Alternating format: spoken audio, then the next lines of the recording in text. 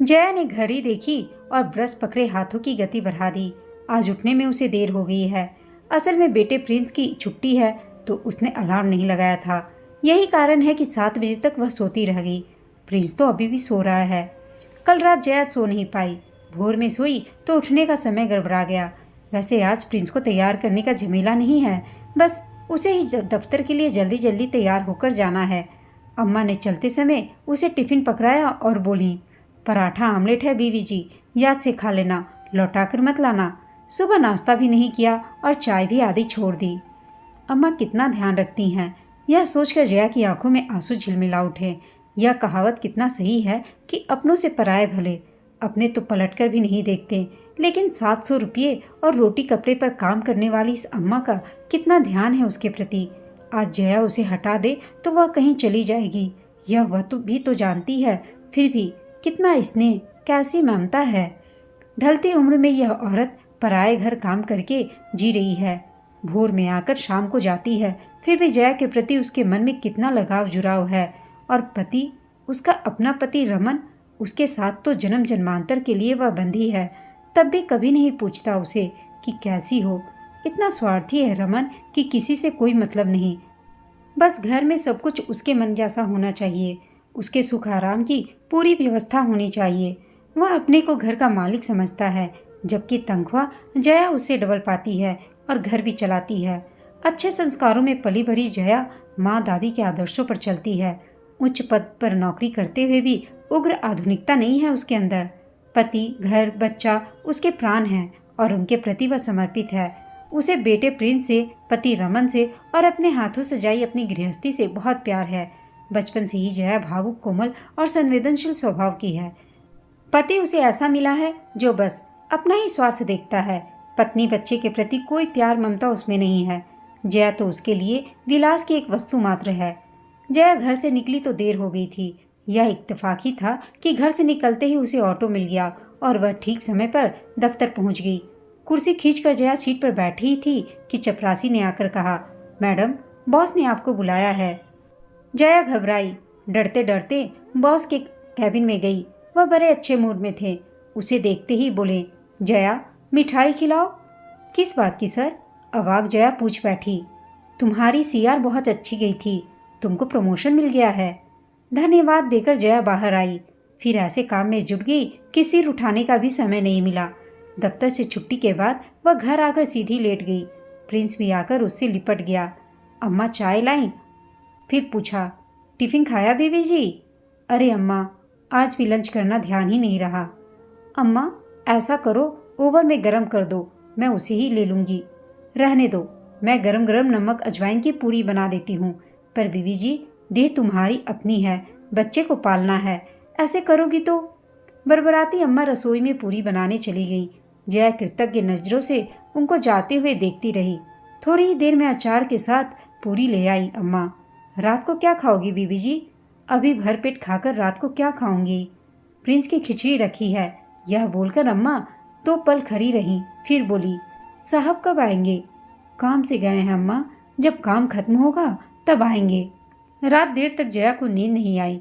अपने पति रमन के बारे में सोचती रही कि वह अब कुछ ज़्यादा ही बाहर जाने लगे हैं। घर में जब रहते हैं तो बात बात पर झुंझला पड़ते हैं। उनके हाव भाव से तो यही लगता है कि ऑफिस में शायद काम का दबाव है या किसी प्रकार का मनमुटाव चल रहा है। सबसे बड़ी चिंता की बात यह है कि वह पिछले 4 महीने से घर में खर्च भी नहीं दे रहे हैं। पूछो तो कहते हैं कि गलती से एक वाउचर पर उनसे ओवर पेमेंट हो गई थी और अब वह रिफंड हो रही है। अब इस बात के आगे जया क्या कहती? ऐसी गलती होती तो नहीं, पर इंसान से भूल से हो सकती है। रमन पर वह अपने से ज़्यादा भरोसा करती है। थोड़ा सख्त मिजाज तो है, पर कपटी नहीं। सोचते सोचते पता नहीं कब उसे नींद आ गई। अगले दिन दफ्तर में उसके प्रमोशन की बात पता चलते ही सबने उसे बधाई दी और पार्टी की मांग की। लंच के बाद जमकर पार्टी हुई। सबने मिलकर उसे फूलों का गुलदस्ता उपहार में दिया।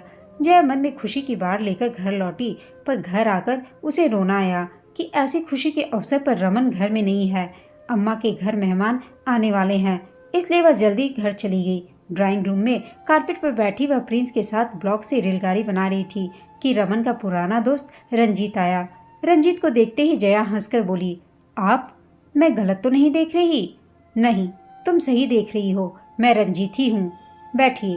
वीना भाभी को क्यों नहीं लाए? वीना का अब शाम को निकलना कठिन हो गया है जया। दोनों बच्चों का होमवर्क कराती है वह। रमन ऑफिस से लौटा नहीं है क्या? वह यहाँ कहाँ है? ऑफिस के काम से बेंगलोर गए हैं। रंजीत यह सुनकर और गंभीर हो गया। जया, पता नहीं कि तुम मेरी बातों पर विश्वास करोगी या नहीं, पर मैं तुमको अपनी छोटी बहन मानता हूँ, इसलिए तुमको बता देना उचित समझता हूँ। और वीना की भी यही राय है कि पत्नी को सबसे पीछे इन सब बातों का पता चलता है, यह उचित नहीं। जया घबराई सी बोली, रंजीत भैया, बात क्या है? रमन कहीं गया नहीं है, रंजीत बोला। वह यहीं दिल्ली में है। यह सुन चौंकी जया। यह रंजीत कह रहा है, जो उनका सबसे बड़ा शुभचिंतक और मित्र है, ऐसा मित्र जो आज तक हर सुख दुख को साथ मिलकर बांटता आया है। जया, तुम्हारे मन की दशा मैं समझ रहा हूँ। पहले मैंने सोचा था कि तुमको नहीं बताऊंगा, पर वीना ने कहा कि तुमको पता होना चाहिए, जिससे कि तुम सावधान हो जाओ। पर रंजीत भैया, यह कैसे हो सकता है? सुनो जया, कल मैं और वीना एक बीमार दोस्त को देखने गांधीनगर गए थे। वीना ने ही पहले देखा कि रमन ऑटो से उतरा तो उसके हाथ में मून रेस्तरां के 2 बड़े बड़े पॉली बैग थे। उनको लेकर वह सामने वाली गली के अंदर चला गया। मैं बुलाने जा रहा था, पर वीना ने रोक दिया। जया की सांस रुक गई यह सुनकर। एक पल को लगा कि चारों ओर अंधेरा छा गया है, फिर भी अपने को संभाल कर बोली, कोई गलती तो, मतलब डील डॉल में रमन जैसा कोई दूसरा आदमी होगा। रमन मेरे बचपन का साथी है जया, उसको पहचानने में मैं कोई भूल नहीं कर सकता। पर भैया, उन्होंने आज सुबह ही बेंगलोर से फ़ोन किया था, रोज ही करते हैं मुझे। उसका मोबाइल और तुम्हारा लैंडलाइन, तुमको क्या पता कि वह कहाँ से बोल रहा है? जया स्तब्ध रह गई। रमन निर्मोही है, यह तो वह समझ गई थी, पर धोखा भी दे सकता है, ऐसा तो सपने में भी नहीं सोचा था। रंजीत गंभीर और चिंतित था। बोला, तुम्हारे पारिवारिक मामलों में मेरा दखल देना ठीक नहीं है, फिर भी पूछ रहा हूँ, रमन तुमको अपनी तनख्वाह लाकर देता है या नहीं? तनख्वाह तो कभी नहीं दी। हाँ, घर खर्च देते थे, पर 4 महीने से एक पैसा नहीं दिया। कह रहे थे कि गलती से ओवर पेमेंट हो गई है, सो वह रिफंड हो रही है, उसमें आधी तनख्वाह कट जाती है। रंजीत बोला, जया, तुम पढ़ी लिखी हो, समझदार हो, अच्छे पद पर नौकरी कर रही हो, घर के बाहर का संसार देख रही हो, फिर भी रमन ने तुम्हें मूर्ख बनाया और तुम बन गई। यह कैसा अंधा विश्वास है तुम्हारा पति पर?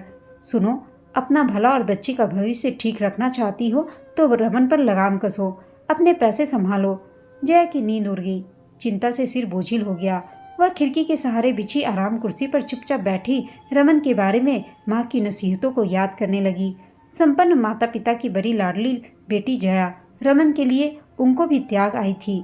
रमन का हाव भाव और उसके बात करने का ढंग कुछ इस तरह का रूखा था जो किसी संस्कारी व्यक्ति को पसंद नहीं आता था। इसके लिए जया रमन को दोषी नहीं मानती थी, क्योंकि उसे संस्कारवान बनाने वाला कोई था ही नहीं। जिस समय रमन का उसके परिवार में आना जाना था, तब वह मामूली नौकरी करता था और जया ने लोक सेवा आयोग की परीक्षा पास करके अधिकारी के पद पर काम शुरू किया था। लेकिन तब जया रमन के प्रेम में एकदम पागल हो गई थी। माँ ने समझाया भी था कि इतने अच्छे अच्छे घरों से रिश्ते आ रहे हैं और तूने किसे पसंद किया? यह अच्छा लड़का नहीं है, इसके चेहरे से चालाकी और दिखावा टपकता है।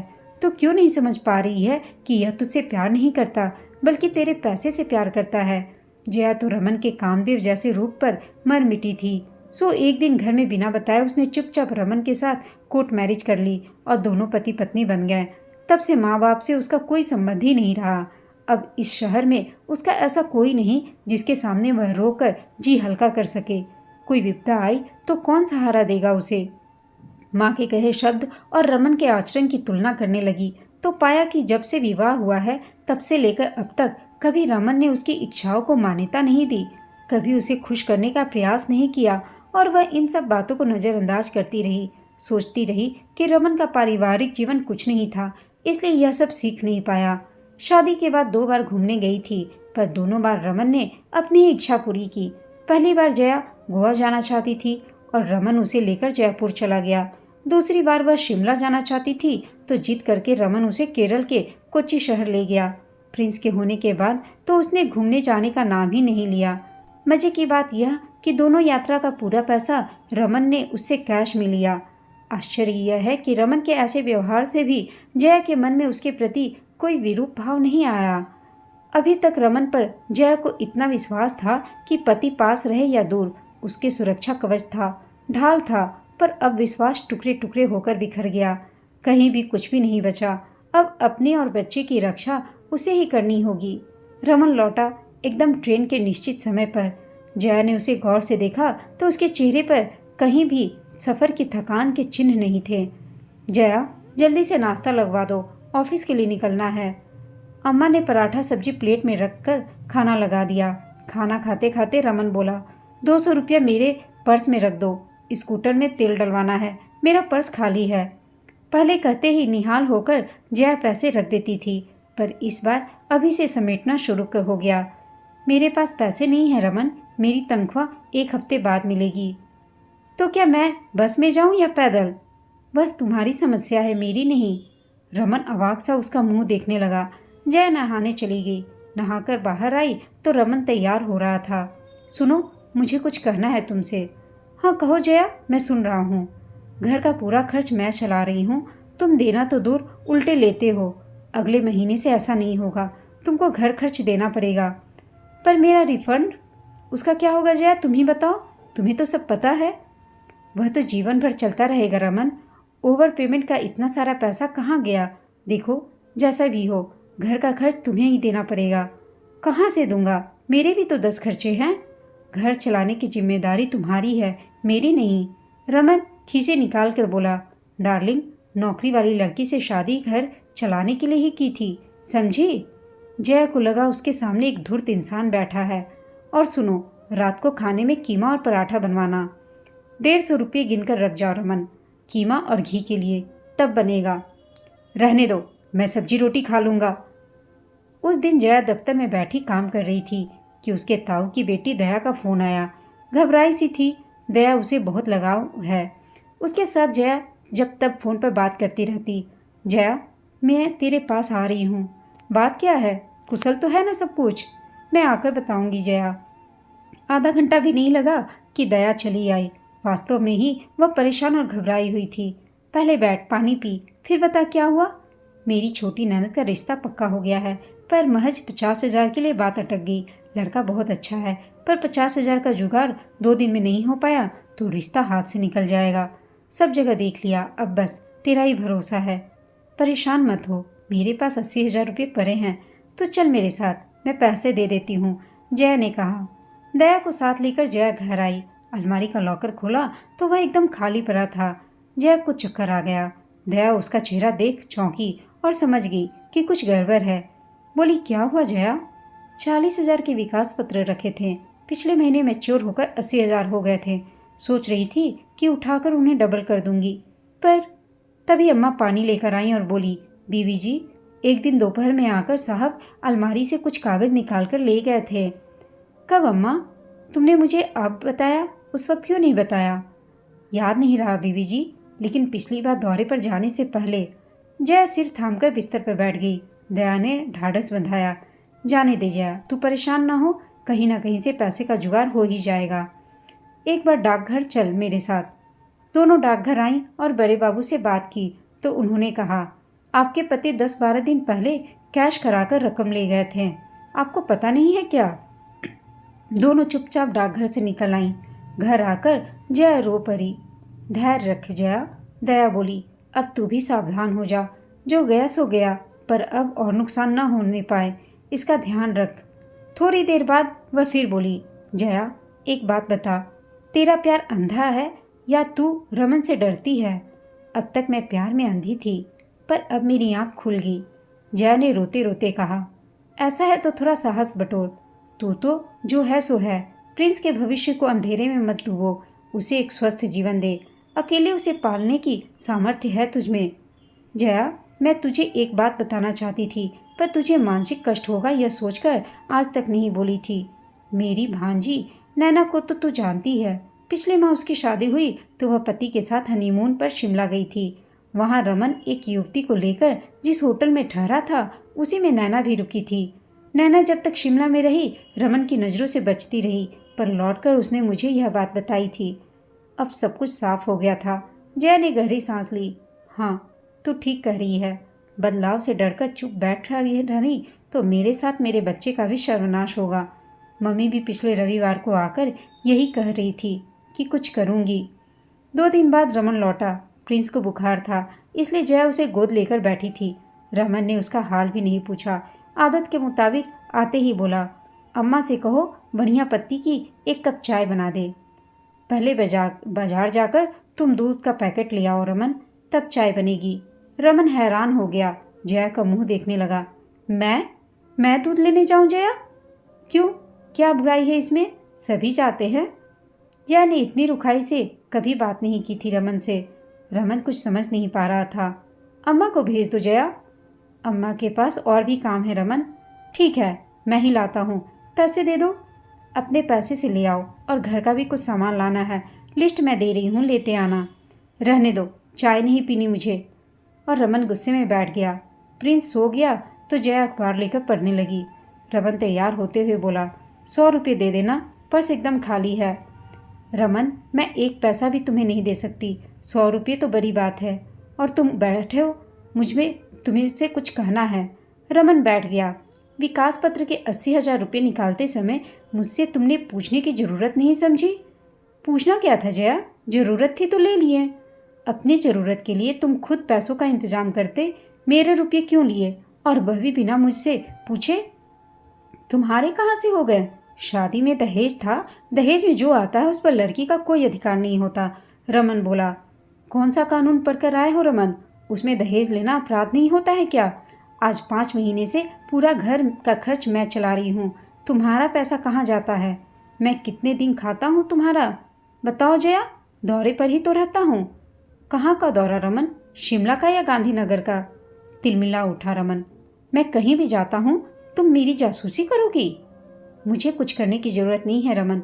इतने दिन मूर्ख बनाते रहे तुम मुझे। अब मेरी एक सीधी बात सुन लो। यह मेरा घर है, मेरे नाम से है, मैं किस्त भर रही हूँ। तुम्हारे जैसे लंपट क्या मेरे घर में कोई जगह नहीं। मुझे प्रिंस को इंसान बनाना है, तुम्हारे जैसा लंपट नहीं। इसलिए चाहती हूँ कि तुम्हारी छाया भी मेरे बच्चे पर ना पड़े। तुम आज ही अपना ठिकाना खोजकर यहाँ से दफा हो जाओ। मुझे घर से निकाल रही हो तुम जया? तुम्हें 420 के अपराध में पुलिस के हाथों भी दे सकती थी मैं, पर नहीं। वैसे हिसाब थोड़ा उल्टा पड़ गया है ना। आज तक तो औरतों को ही धक्के मारकर घर से निकाला जाता था, यहाँ पत्नी पति को निकाल रही है। रमन बुझ सा गया, फिर कुछ सोचकर बोला, मैं तुम्हारी शर्तों पर समझौता करने को तैयार हूँ जया, मुझे माफ़ कर दो। मुझे कोई समझौता नहीं चाहिए रमन। तुम जैसे धूर्त व मक्कार पति की छाया से भी मैं अपने को दूर रखना चाहती हूँ। तुम घर तोड़ रही हो जया। यह घर नहीं, शोषण की सूली थी जिस पर मैं तिल तिल कर मरने के लिए टंगी थी। पर अब मुझे जीवन चाहिए, अपने बच्चे के लिए जीना है मुझे। बात बढ़ाए बिना रमन ने अपने कपड़े समेटे और चला गया। जया ने माँ को फ़ोन किया। मम्मी, आपकी सीता ने निरपराधी होकर भी बिना विरोध किए अग्नि परीक्षा दी थी, और मैं एक छलांग में आग का दरिया पार कर आई। रमन को घर से भगा दिया। सच कह रही है तू जया? एकदम सच मम्मी।